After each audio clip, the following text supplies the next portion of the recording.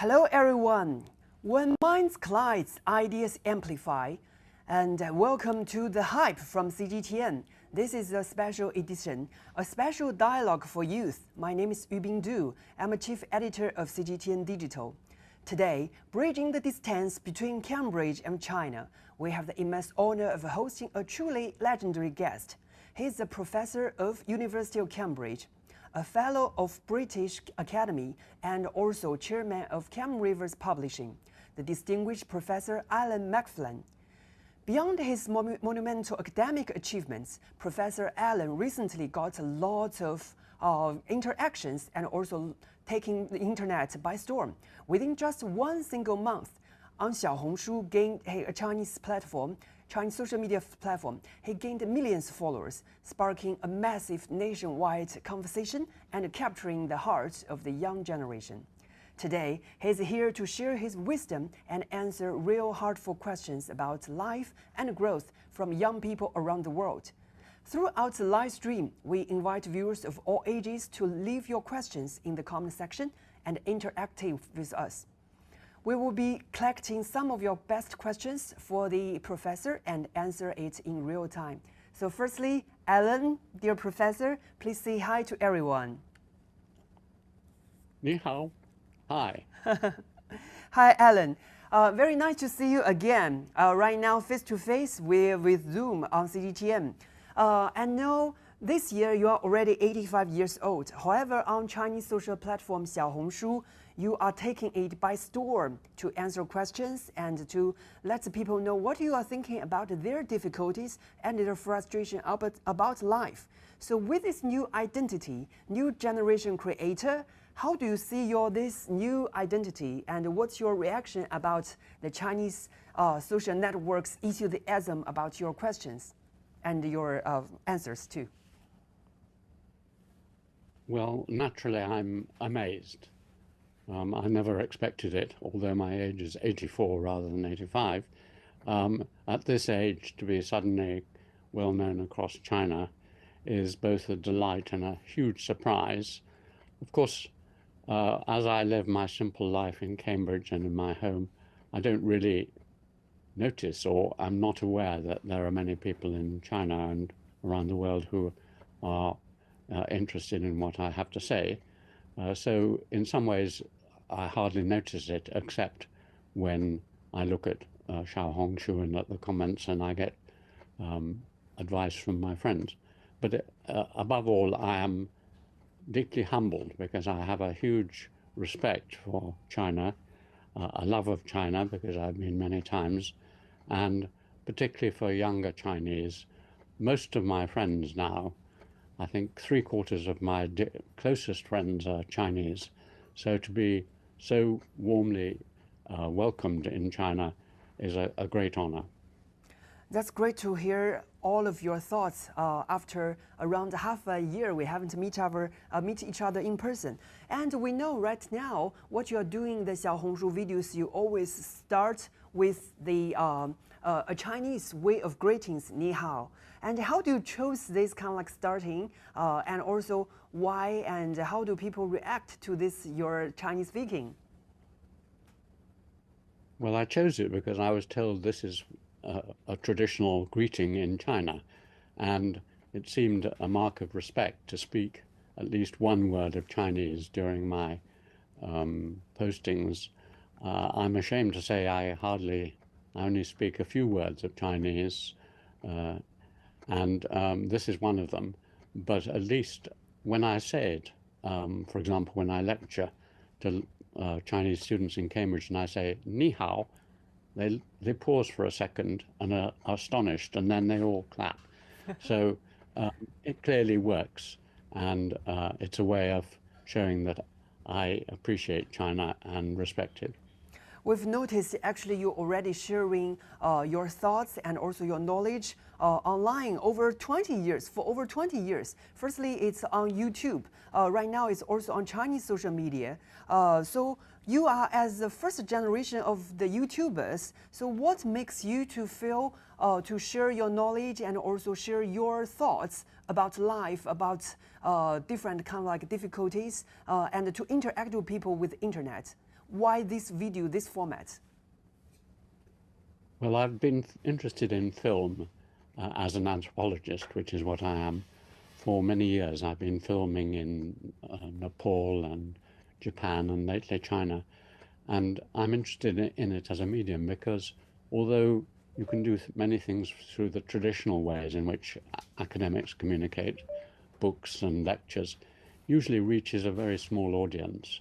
Only a few of your students and colleagues read academic books, only a few read your articles, only a few come to your lectures. And when YouTube launched in about 2005, I was one of the first academics, and now I have perhaps the biggest academic presence on YouTube with about 2,000 films. And it was an attempt to get outside the traditional walls of academic life and to talk to ordinary people. And at the same time, I was writing my book, Letters to Lily, which was an attempt to talk to my granddaughter and to ordinary people through direct communication. So YouTube provides direct communication, and while very, very few of my colleagues ever took to YouTube, I found it a really helpful way of communicating.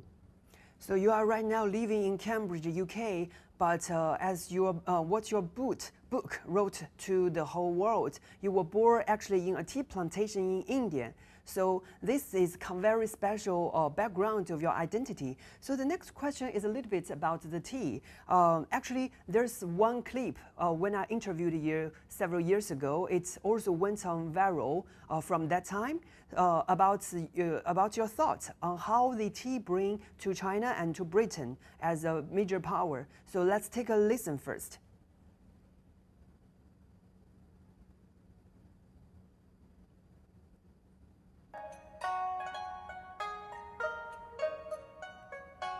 I've studied Chinese tea in many parts of China, from Beijing down to Yunnan. There are many features of Chinese tea which have shaped Chinese civilization, and as a historian, the way it shaped the political system through the Opium Wars and so on, the culture, Buddhism, religion, philosophy, everything in China is affected by tea. So if you want to understand China, you need to understand tea.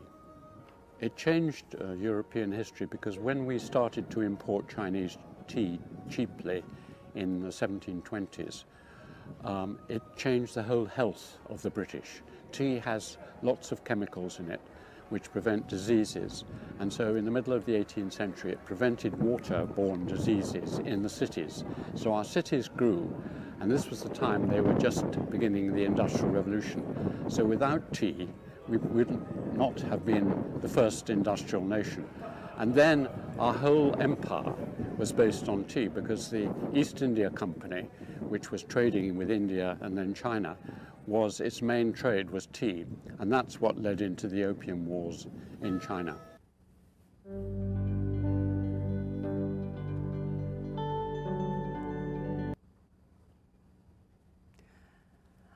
So with this background of tea, actually that is a bridge to link East and West, China and the UK. So the question is about your book, The Green Gold, The Empire of Tea.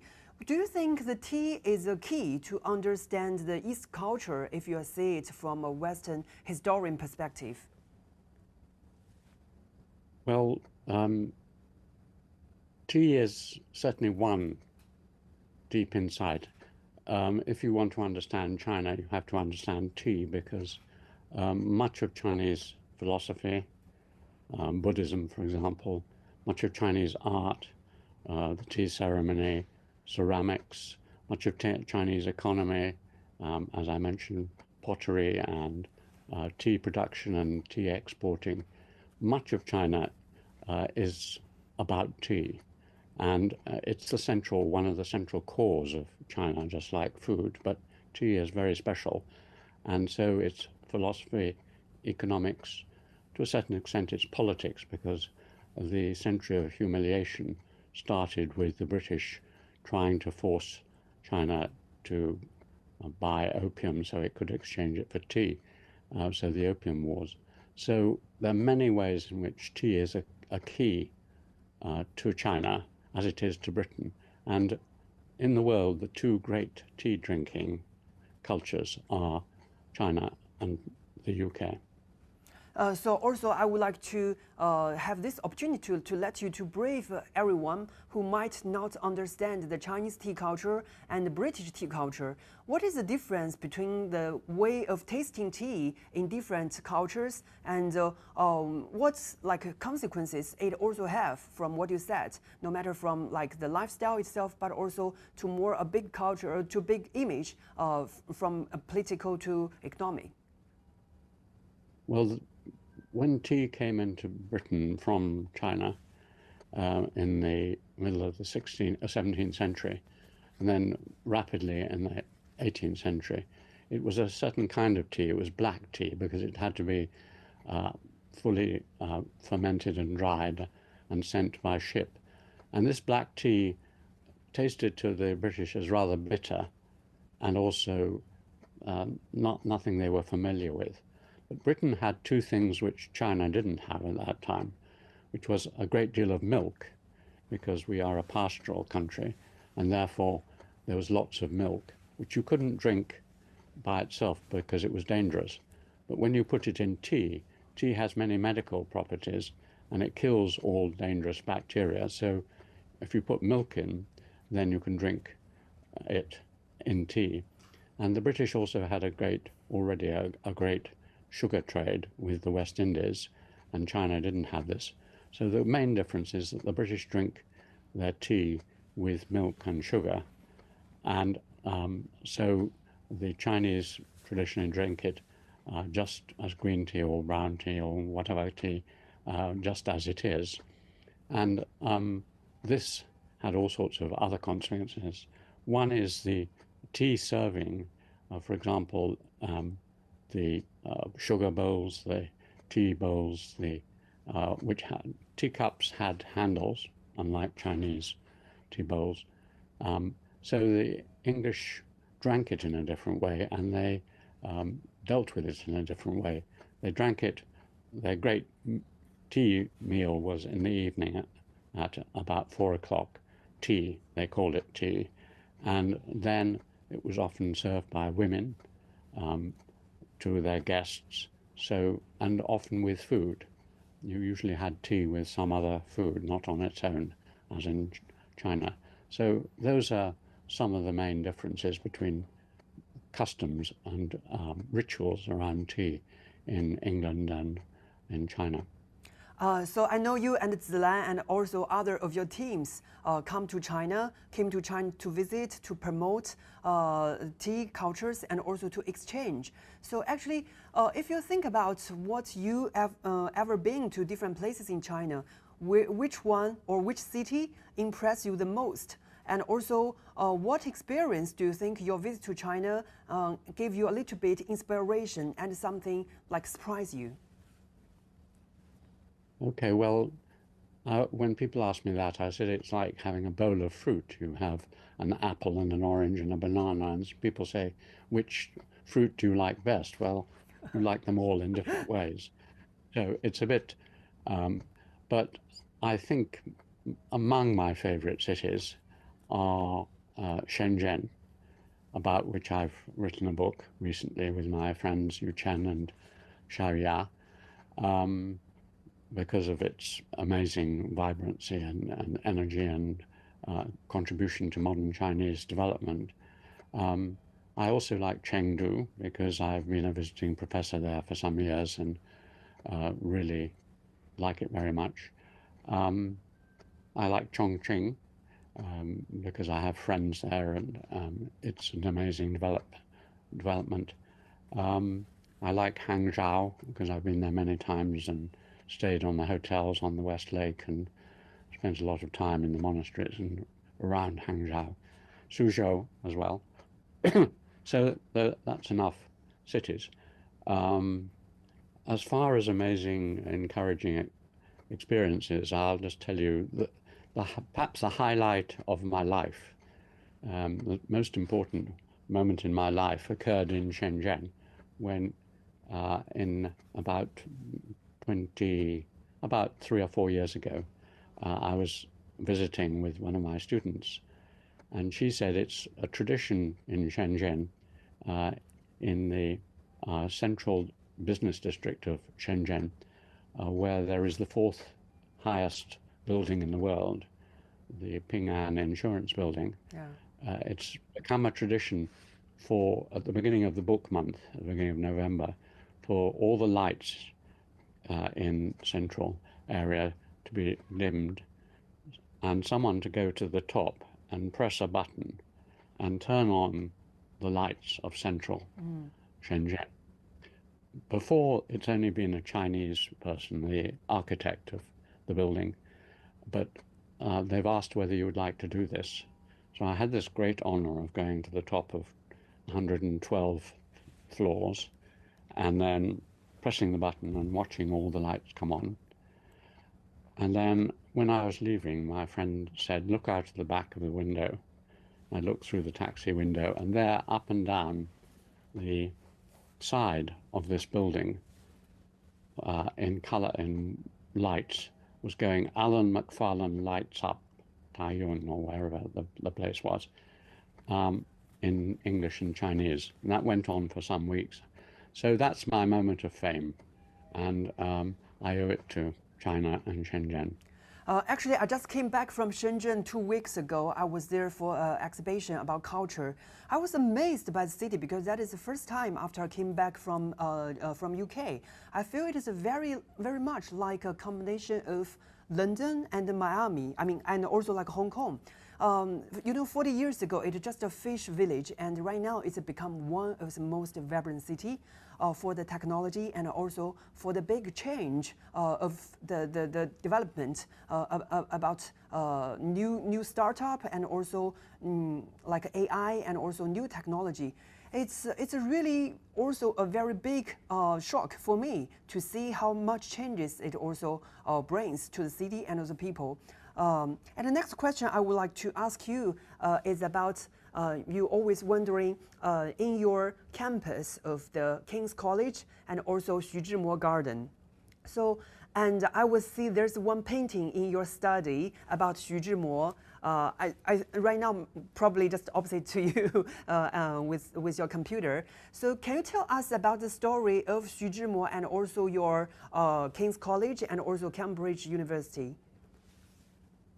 Well, King's College has a long association with China. The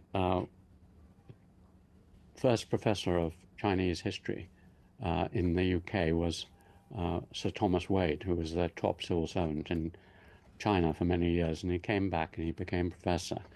And he gave his library. He was the person who devised the system of turning Chinese characters into Western characters, pinyin. Anyway, Sir Thomas Wade made a friend called Goldsworthy Lowes Dickinson, who wrote a very influential book about China called Letters from John Chinaman, to explain how wonderful the Chinese were. This was the time of the Boxer Rebellion. And then in 1920, Lowes Dickinson met a handsome young man at a drinks party in London. This young man was Xuzhimo, who'd come from studying economics and business in America, which he didn't like, to the London School of Economics, where he was unhappy. So he said, can I come to Cambridge? And Lowes Dickinson, said yes, if we can make you an associate. And he came for a year and a half. And there he had 3 love affairs. He fell in love with Cambridge, which is very like his hometown of Haining. It was willows and rivers, and so he was very homesick, and it was like Haining. Secondly, he fell in love with poetry, particularly Wordsworth and the Romantics, and so he changed from being a business trainee to being a great poet. And his most famous poet, of course, is On Saying Goodbye to Cambridge Again. And thirdly, he had his love affair with the young lady in London who finally married his best friend. And so it was unfortunate. So he kind of represents, and then of course he died young. He tried to make a bridge between uh, the English culture, the Bloomsbury group, and China. He died young, so he was the perfect romantic poet. Many people, of course, disapprove of his behavior towards his wife and so on. And he had the first public divorce in China. But he represents the sadness of loss. There's a great theme in Chinese poetry of saying goodbye to places and remembering them. So his poem fits into that, and it evokes memory, loss, happy days, first love. And I had the honor of being the person who helped the stone in commemoration of him to be brought and put on by the bridge on the back of King's. And now we've built a Chinese garden with Chinese plants there, and we've just received quite a good donations to extend and improve it further. So it is China. My aim in life is to build a bridge of understanding between China and the West, and it's symbolic that there is a bridge. On one side is King's College, Cambridge, on the other is a Chinese garden. So this is the bridge of understanding that we've built thanks to Zhu. That's fantastic. And also I would like to tell our audience and viewers here that Oxford University every year they will host the Xu Zhimo Poetry Festival. So that's how we know Zilan and also Cam River Publishing and also Professor. And also you mentioned about the poem. Actually, we also prepared the poem. You read it for me, and we made it into a very beautiful short video. And here, I think we make it ready, and let's share it with all of our viewers here.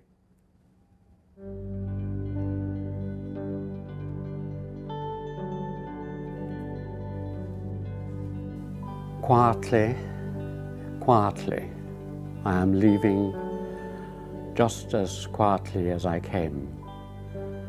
Gently I wave goodbye to the clouds in the western sky. The golden willow on the bank of the Cam stands like a bride in the sunset. Her reflection shimmers in the water and ripples in my heart. The rushes in the soft riverbed sway and glisten underwater. I'd gladly be a river reed tossed by the currents of the Cam. In the shadow of the elm is a pool, not of clear spring water, but a rainbow from heaven, crushed and crumpled among the duckweed, leaving only a rainbow-like dream. Searching for a dream? Take a long pole and punt gently back towards the greenest of green grass, in a boat brimful of starlight, singing out loud in the splendor of the starlight. I cannot sing aloud now. The flute and panpipes of parting have gone silent. Even the clamorous summer insects are hushed for me. Silence tonight in Cambridge.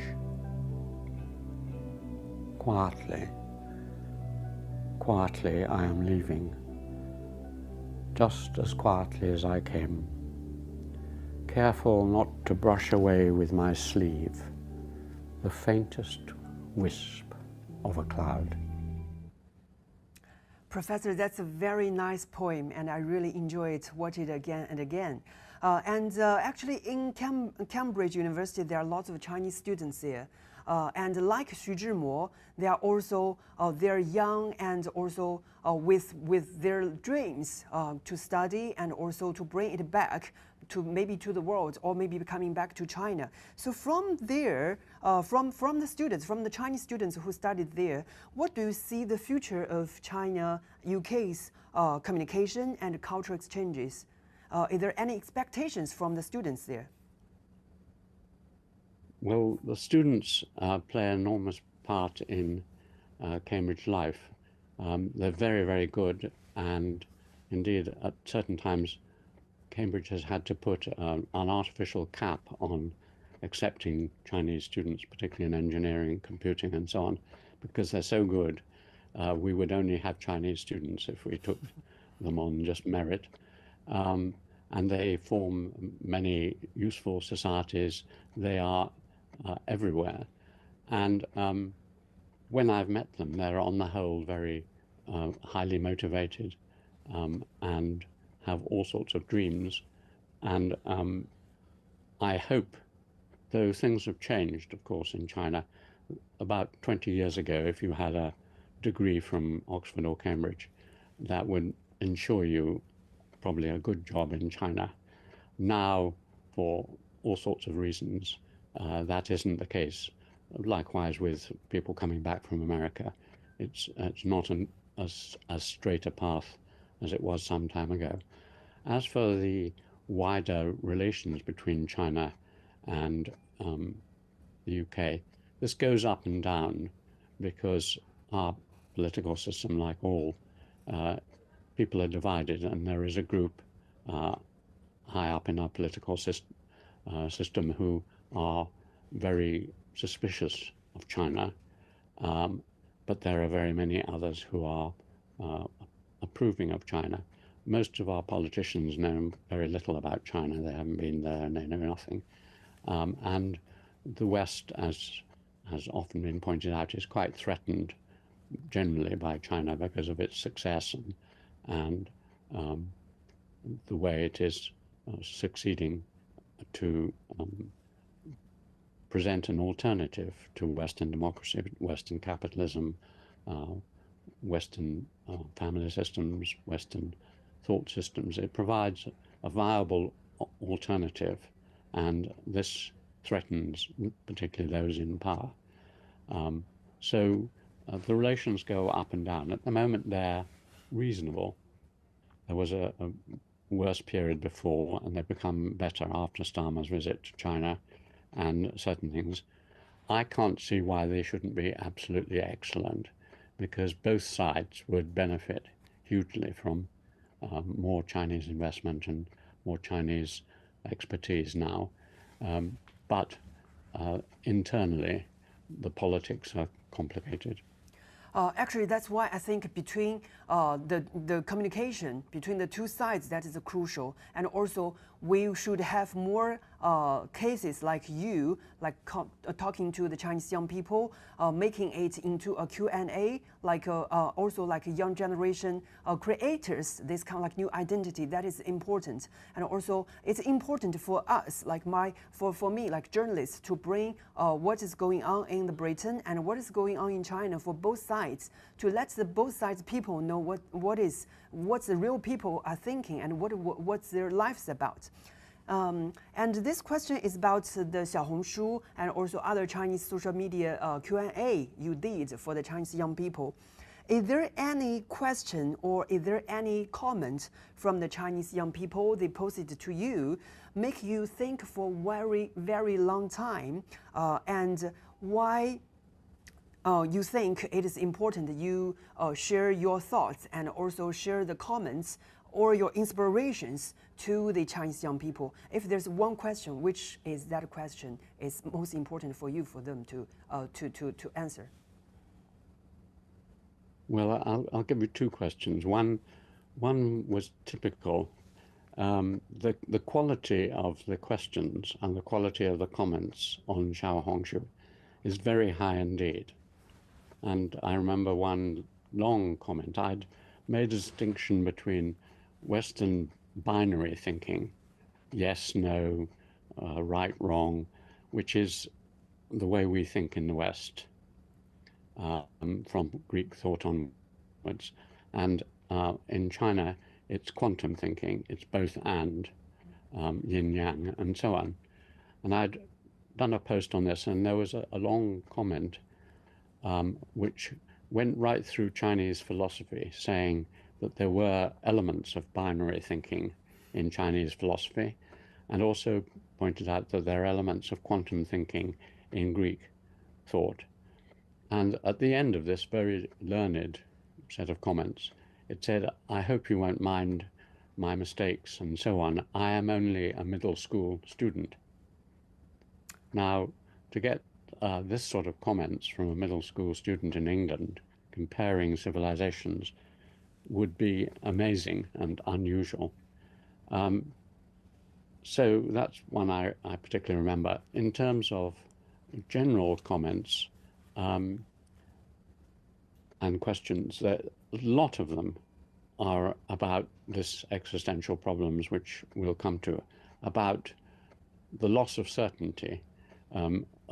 China, like the West, had a certain set of expectations, a ladder. You got onto the lower rungs, and then you moved up and you moved up. And if you did well on the Cao and so on, went to good university, you had a good job, and life seemed within a framework of certainty. That has been knocked aside, both in China and in the West, by technological, social, and other changes. And therefore, many of the questions are about what should I do? Is it worth doing non-science and technology subjects at university? My parents want me to do those, but I don't like them, and I want to do art subjects, and so on. So there's a great deal about this existential anxiety. And as I point out to people, this is a true anxiety, but there are solutions. And also, it's not new that even when I was leaving university, I wasn't sure what I should do and what the future held, and there were difficulties. And the difficulties are not confined to China. They're very similar for our young people in our country. So those sorts of questions are the ones that stand out and are most common on Xiaohongshu. I think it's extremely lucky to have a person like you to answer questions for them. Actually, you are grandpa of Lily. You read answers to Lily's questions. Lots of the questions is about what, and lots of questions about why. So today, we also would like to have these opportunities for our viewers, which they can post their questions directly on WeChat, on Weibo, and also on Facebook, X, YouTube. If you have questions to Professor Alan Macfarlane, please post to them, and we will select some of them to let the professor to answer later. And actually, we have some questions collected earlier from our users. One is about the life. So I will read his questions, and would you please to take a listen and to see how you answer his question. His question is, it's a Russian user. His question is, how did your look on life change from 20 years old to now? What are the constants and what are the difference? Well, in some ways, my ideas changed hardly at all, because by the age of 20, about 90% of what we are as a human being, our brain and our so on, are fixed. So by the time I was at the end of my undergraduate degree, most of my ideas, in a very, very simpler form, but the underlying structure was present. But in the rest of my life, when I moved outside of the UK and went to become an anthropologist in north of India, in Nepal, and then in Japan and China, this shifted my ideas hugely. For example, I began to question all my assumptions. I began to question my idea that there was one God who made the world and created it, and so on. My Christian faith, I began to question that. I began to more recently question my political system, because I was brought up with the information that democracy was born in this country, in England, and had developed and was the best political system, and it should spread all over the world. But when I went to other countries which weren't democratic in our sense, and saw how well they performed and managed, I questioned that. I questioned capitalism, which produced a great deal of wealth and success for Western societies, but increasingly over the last 20, 30 years has failed in various ways. The 2008 crash, for example, or the fact that there's increasing inequality on a huge scale in the West. So what I suppose, to sum it all up, early certainties that I had at 2021 and hadn't examined really about my own world have been challenged by my experiences and, above all, my experience in China, since it's now exactly 30 years since I first came to China in 1996.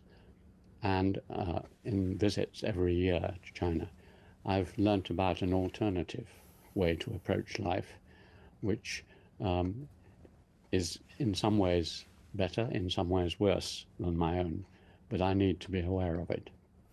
This is a question from right now what is posting on YouTube. He's asking, how can we keep a positive mind when facing difficulties? I believe this is also a very common question right now, what lots of people are experiencing. Yes, well, two things. The first is my favorite Chinese proverb, more or less. Every obstacle is an opportunity. And if you want a living example of that, then you have Deng Xiaoping, who faced many obstacles and was out of power and in power, and he changed China.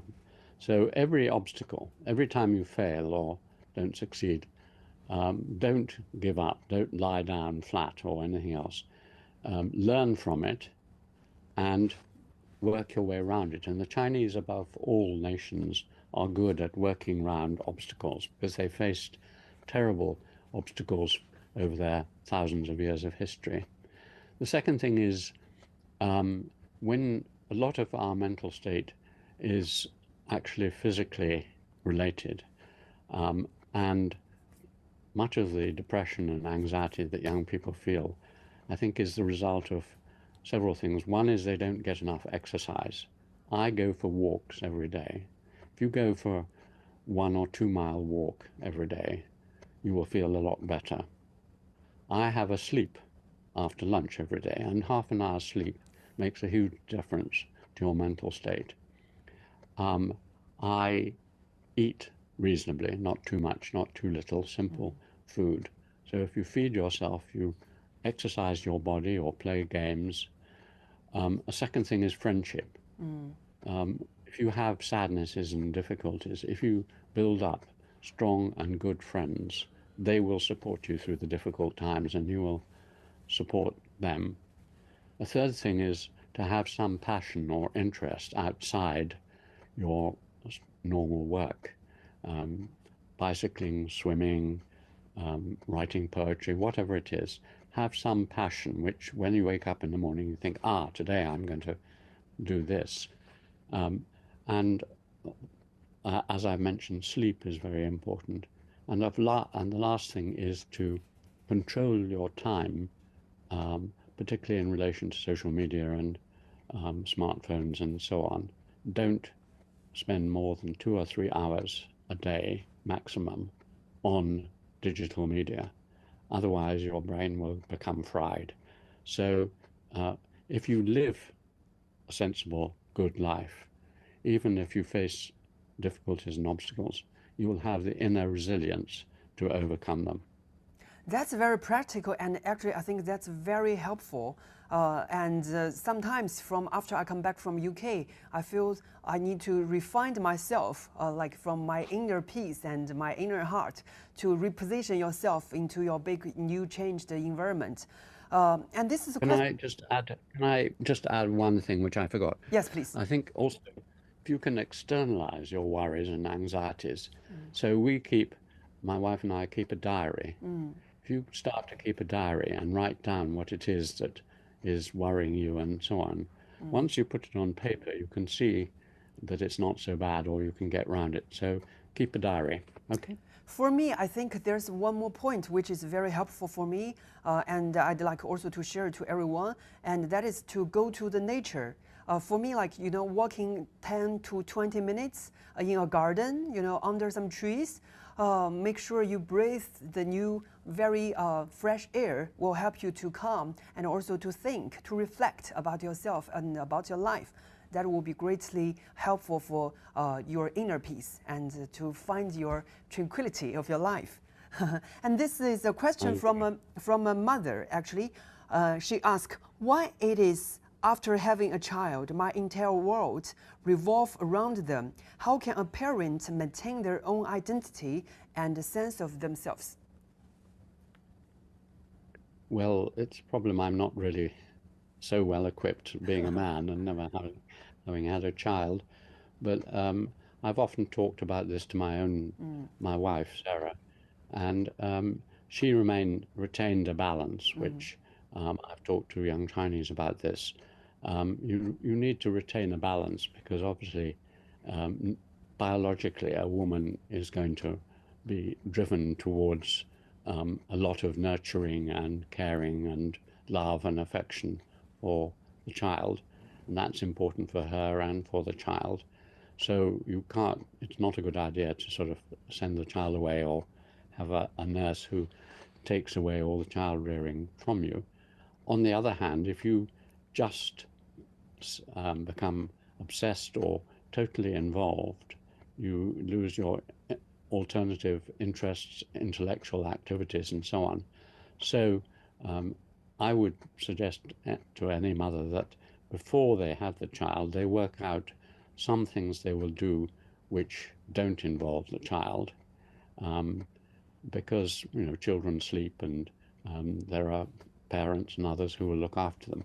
So whether it's a part-time job, which is perhaps the best thing, if you can work part-time at home, for example, while the child is being looked after by others, or if you can't find a job, a part-time interest or hobby, painting or writing or making poetry or whatever, and you do that for several hours a day, separate from the child, that will keep your mental sanity through a period of great pressure. Definitely, I think it's great and very helpful for lots of the moms there. My friend is a mom of two, and I believe, and also the husband's care and also talk, it's very important for the mother herself. And another question is also about the short videos, as just you mentioned earlier. And the question is, why do I spend hours scrolling through short videos when I'm bored, even though I don't find them interesting at all? That's a question very, very common, I believe. Lots of people are spending too much time on short videos. Well, I did say that was a dangerous thing to do. Why people do it? I mean, I'm not a psychologist, and my guess is as good as anyone else's. But it's an addiction. We know about other addictions, people who constantly drink alcohol. You do a little bit of it and it sort of makes you feel a bit better in some way. Then you do more and more and more of it. Same smoking cigarettes or drugs or this kind of addiction where you're suffering from anxiety or boredom, you scroll a bit and then you scroll more. And unfortunately, instead of dealing with the anxiety and boredom, it increases it. Your attention span shortens, your mind is fragmented, and so you need more and more and more of the stimulus, as is the case with all drugs and addiction. So in a way, you've really got to make a huge effort. Either you can go for a period without, go for a week or two, you'll have withdrawal symptoms and all the usual things with addiction, or work it down. Say, work out how many hours of this you do a day, and then say, well, I'm doing 5 hours a day of this wasteful, ridiculous stuff. Next week, I'll make sure it's 4 hours, and a week after 3 hours. I mean, a little bit of this doesn't do any harm, but it's when it gets too out of hand, and then you get into this circular spiral of fragmentation. Definitely, I think right now in the age of digital videos, it's not easy for people to stop scrolling that. But myself also need to do more. That's, as you said, reducing the time on the short videos, spending more time to going outside, read books, and reflecting and thinking about other things. This is a question said, why do I find myself deeply empathetic to the world issues or strangers online, however, struggling to show real care to the people right next to me?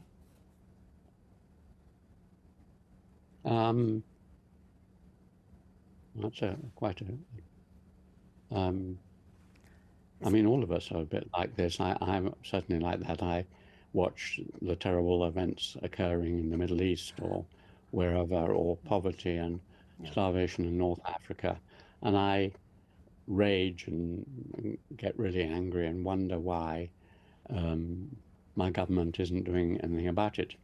And then in my own little village, there are no doubt many people in my village who are unhappy and so on. But I hardly know, I've lived here in this village for 50 years, almost 50 years this year, and yet I only know 20 or 30 of the villagers at all well.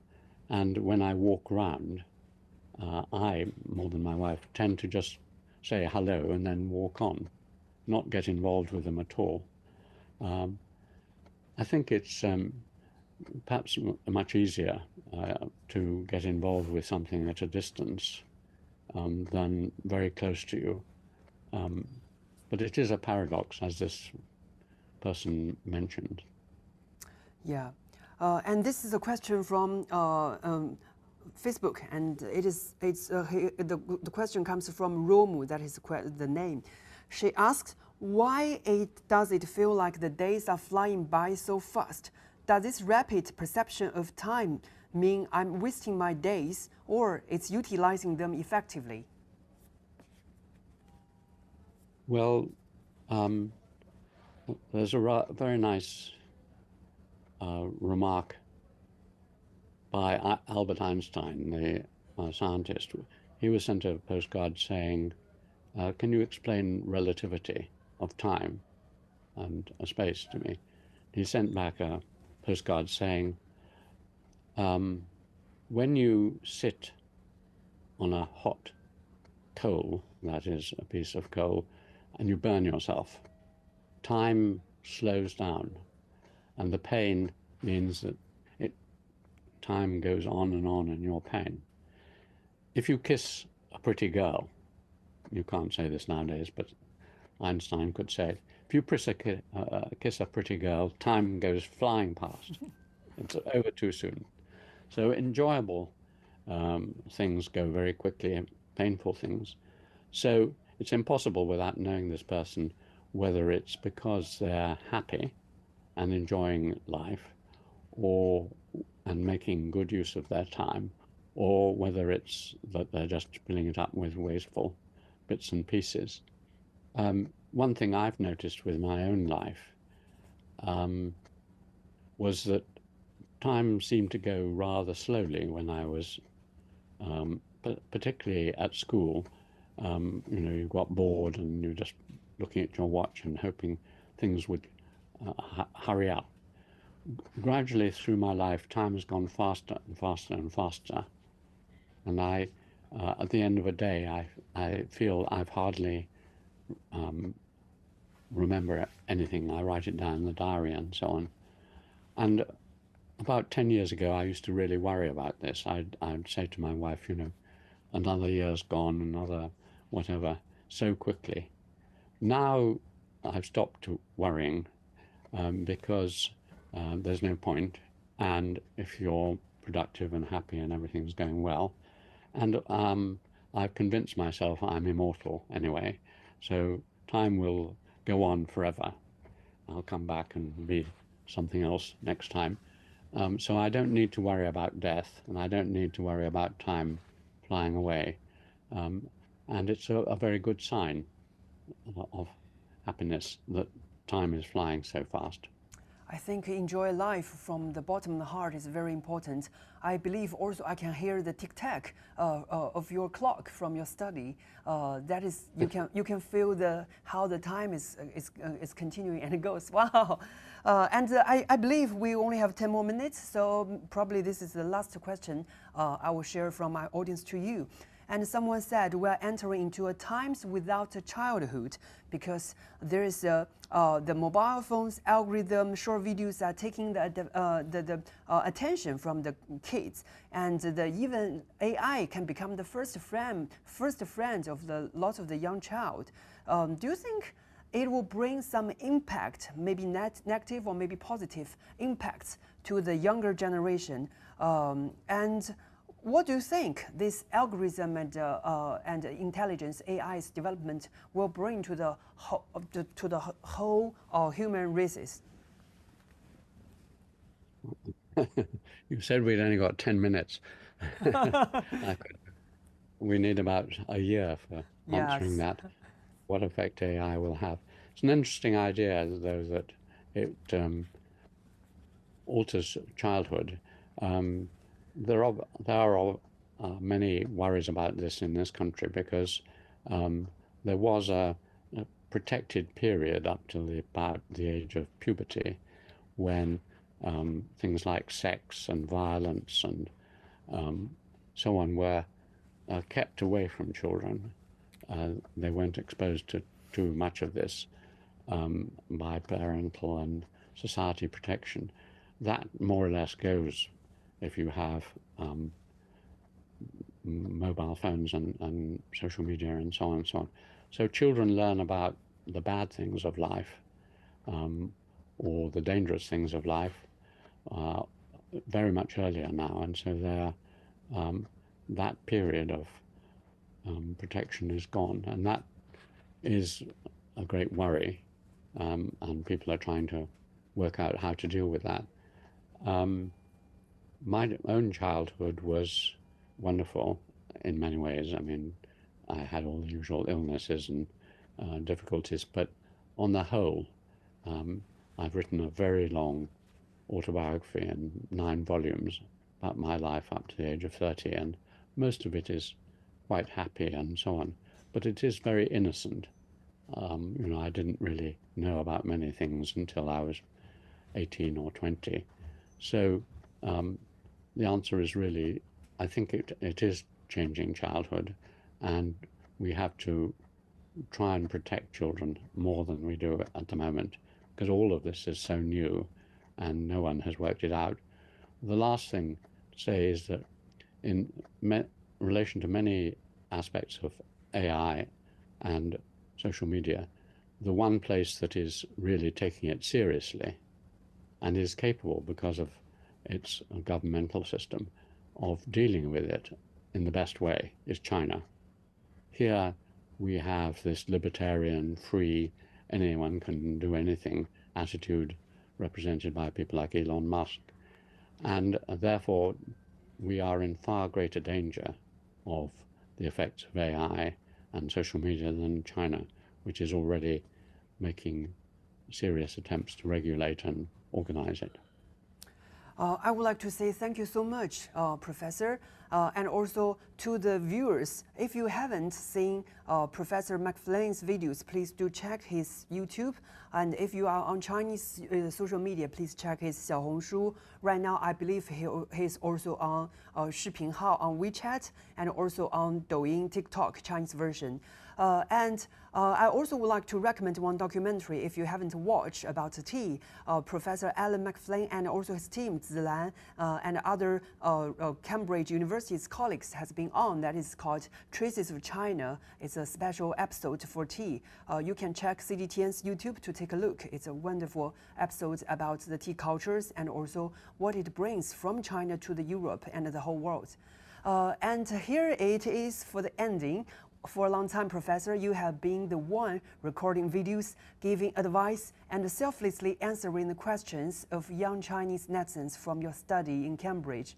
We have long looked for an opportunity to express our gratitude face to face. Today, on behalf of millions of young minds across the screens, we simply want to say a heartfelt thank you. Thank you, Professor. Thank you for being a beacon of light in our moments of doubt and for reminding us what it truly means to be human. We wish you health, happiness, and we are looking forward to do our next dialogue. Goodbye, and thank you, and hope to see you again very soon. 谢谢. Bye-bye. Bye-bye. Bye-bye, Thank all you. my young friends in China. Thank you. Thank you. Thank you very much. Okay. Bye-bye. Bye.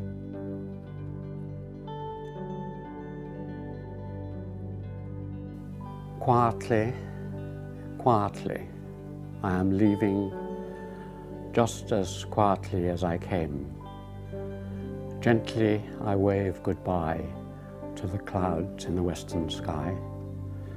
The golden willow on the bank of the Cam stands like a bride in the sunset. Her reflection shimmers in the water and ripples in my heart. The rushes in the soft riverbed sway and glisten underwater. I'd gladly be a river reed tossed by the currents of the Cam.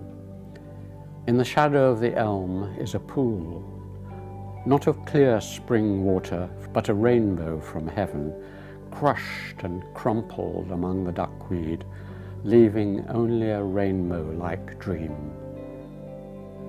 Searching for a dream? Take a long pole and punt gently back towards the greenest of green grass, in a boat brimful of starlight, singing out loud in the splendor of the starlight.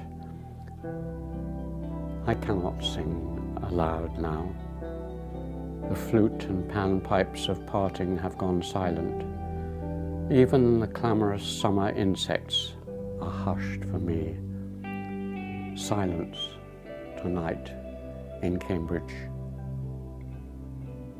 Quietly, quietly I am leaving, just as quietly as I came, careful not to brush away with my sleeve the faintest wisp of a cloud.